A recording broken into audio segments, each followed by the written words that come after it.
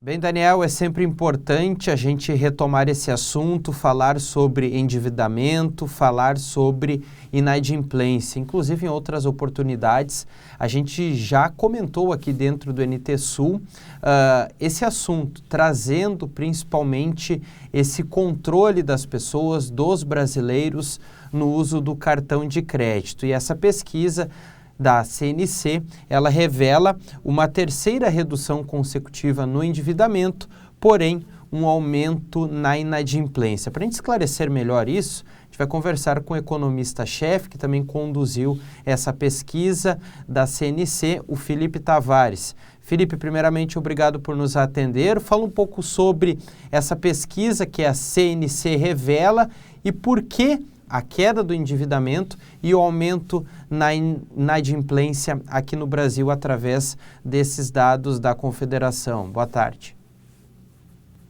Boa tarde, Bernardo. Prazer aqui estar falando de um tema tão importante aí na vida das pessoas e das famílias brasileiras. Primeiro, acho que vale a pena a gente só distinguir o endividamento da inadimplência, né? O endividamento não necessariamente é algo ruim, porque isso mostra que as famílias estão assumindo compromissos, né, dívidas, que pode ser uma compra no cartão de crédito, à vista ou parcelada, pode ser um financiamento de um bem, né, como um imóvel ou um carro. Isso é uma dívida. Se isso for bem controlado e feito de forma responsável, é algo positivo para a economia e para aquela família que está prosperando, né? Está conseguindo crescer seu patrimônio. Do outro lado, a gente tem a inadimplência. Essa sempre é algo ruim, porque é quando a família não consegue cumprir mais os seus compromissos. Então, ela compra um carro, um imóvel, ou parcela uma conta no cartão de crédito, e aí ela deixa de pagar aquela fatura. Isso vai colocar ela na inadimplência. O que a gente viu e está vendo aí nesses últimos meses? Que o endividamento das famílias está reduzindo. Isso é, às vezes, visto como algo bom, às vezes como algo não tão bom. Por que a parte não tão boa? Porque quer dizer que as famílias estão acessando menos crédito e isso, consequentemente, significa uma diminuição de consumo. Então, isso diminui um pouco a atividade econômica. Da parte boa, pode ser um sinal de que as famílias estão se preparando melhor e tendo maior maturidade em lidar com as suas finanças, assumindo menos dívidas para se organizarem, né?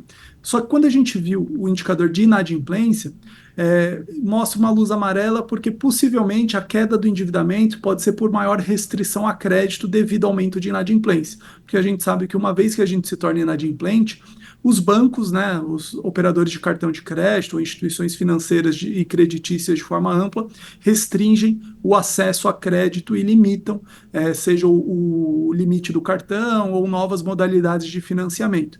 Então, isso é algo um pouco preocupante. E quando a gente olha ali aquele percentual de famílias que não sabem quando vão ter condição de quitar suas dívidas, a gente também vê com um sinal de alerta, porque aquela é a cauda mais longa da inadimplência, ou seja, uma inadimplência que a gente não tem nenhuma perspectiva, aquela família não tem perspectiva de quando ela conseguirá se reorganizar. Então, essa é uma inadimplência mais difícil de ser tratada por essa falta de perspectiva. Ok, tá certo, Felipe. Eu sempre faço essa pergunta para um economista ou para quem lida com finanças, se o brasileiro sabe controlar o seu dinheiro. Existe aquele ditado, né? O banco não é casa de caridade, o cartão de crédito ele acaba te possibilitando, mas também ele vai ali te retirando essa possibilidade de maiores investimentos, dependendo de como você controla suas finanças. Mas de uma forma resumida, o brasileiro controla bem o seu dinheiro? Infelizmente, ainda não tão bem. Acho que a gente está numa situação muito melhor do que estava há alguns anos atrás. Os brasileiros vêm se interessando cada vez mais por finanças pessoais, né, e entender como funciona essa dinâmica do dinheiro, como conseguir prosperar, dado as suas limitações orçamentárias, que a gente sabe que não são poucas, né, no Brasil. O Brasil é um país de renda média baixa, e isso às vezes complica um pouco lidar com as finanças por ter pouco espaço para imprevistos, né, no orçamento. A parte boa é que a gente viu, por exemplo, na dinâmica de endividamento das famílias, as famílias estarem buscando endividamento em modalidades mais vantajosas para elas, né, como financiamento, crédito, quando elas precisam de recurso para fechar uma conta ou um imprevisto. Elas estarem usando mais empréstimo pessoal, empréstimo consignado ao invés do cheque especial. A gente está num patamar de mínimas históricas aí de uso do cheque especial, isso é algo muito positivo para as famílias e para organizar suas finanças. E a gente está vendo um crescimento de financiamentos, do pessoal comprando imóveis, comprando carros, né, utilizando crédito para conseguir crescer o seu patrimônio. Isso é algo muito positivo.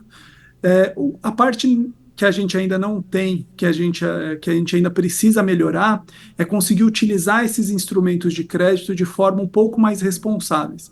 Porque às vezes o consumidor, na hora de tomar um financiamento, de adquirir uma dívida, ele esquece que aquela taxa de juros pode mudar no longo prazo. E isso serve para tanto empresas quanto consumidores, pessoas físicas.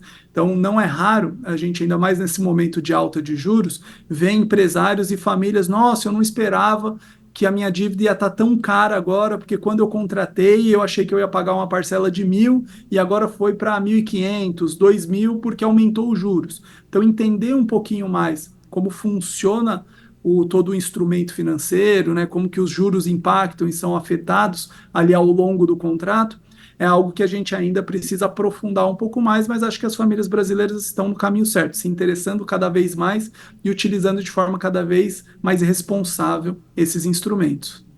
Falando do endividamento por modalidade, que você acabou entrando nisso, eu estava vendo que 30% utilizam para comprar alimentação, roupas e calçados. Por que que vocês destacam essas três modalidades dentro do endividamento? A gente destacou porque foi as categorias que mais apresentaram utilização do cartão de crédito, né? Esse não é um endividamento como um todo, mas dentro do cartão de crédito, esses são os fatores que mais incidem na utilização do cartão de crédito. E aqui a gente mostra porque um dos fatores de aumento do endividamento nos últimos anos é um fator positivo, que é a maior maturidade e complexidade em termos de utilização de sistemas oficiais, bancários e digitalizados nas transações das famílias. Né? Há alguns anos atrás, as famílias transacionavam muito em papel moeda, né? Em dinheiro vivo, cheque e outras modalidades. Tinha-se uma versão, um distanciamento dos bancos e dos cartões de crédito. Hoje em dia, praticamente todo brasileiro tem um cartão de crédito, pelo menos, e tenta utilizar cada vez mais, inclusive pelos benefícios que a utilização responsável do cartão pode trazer para aquela família, né? Como pontuação, brindes, serviços extras e complementares ali para aquela família, de forma até gratuita, dado o volume de utilização. E aí a gente vê que o cartão de crédito está realmente se tornando um meio comum de pagamento e de utilização das famílias, porque itens essenciais à vida e consumo cotidiano está cada vez mais aparecendo e sendo presente no perfil de consumo de cartão de crédito dessas famílias. Tá certo, Felipe. Sobre a inadimplência, tem como fazer um prognóstico e visualizar no futuro se essa inadimplência vai aumentar ou vai diminuir daqui a uns meses?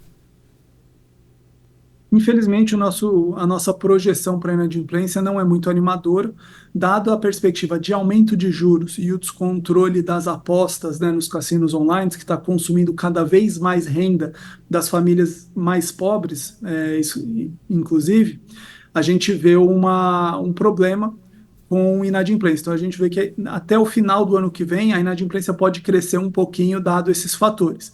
Isso é algo que a gente está acompanhando com muito cuidado, dado essa grande exposição das apostas online em cassinos, né, online, né, as roletas, aí, outras modalidades que tem nessas plataformas.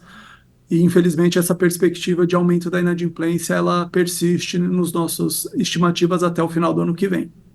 Felipe, para a gente encerrar, eu sempre pergunto isso para um economista, passar algumas dicas de como controlar, de como administrar melhor o seu dinheiro, o seu cartão de crédito, enfim, para a gente poder finalizar esse bate-papo falando de finanças. Primeiro passo é ter a consciência que, para conseguir ter uma vida confortável e alcançar a sua independência financeira e a tranquilidade no longo prazo, você precisa gastar menos do que você ganha. Isso é certo e não tem como ser diferente. Para você conseguir gastar e controlar, né, todas as suas despesas, controle elas na ponta do lápis, seja numa planilha de computador, seja num aplicativo ou no caderninho, no bom e velho caderninho. Anote todos os gastos que você tem e analise detalhadamente se aqueles gastos realmente são essenciais, são fundamentais para a sua vida. Se você conseguir eliminar gastos supérfluos e organizar essas finanças, em pouco tempo você começa a constituir reserva de emergência, ter alguns investimentos, que isso te coloca numa trajetória, num ciclo virtuoso no longo prazo, que esse dinheiro ele começa a trabalhar para você e ajuda a maximizar ali o seu patrimônio. Então tenha consciência do quanto ganha, tente controlar e ter gastos muito bem enxutos, né, e muito bem atrelados ali o que é necessário para a vida, e poupe e invista esse dinheiro com muita sabedoria em recursos, em ativos que são sólidos, que são confiáveis, para que você consiga maximizar ali o seu patrimônio no longo prazo.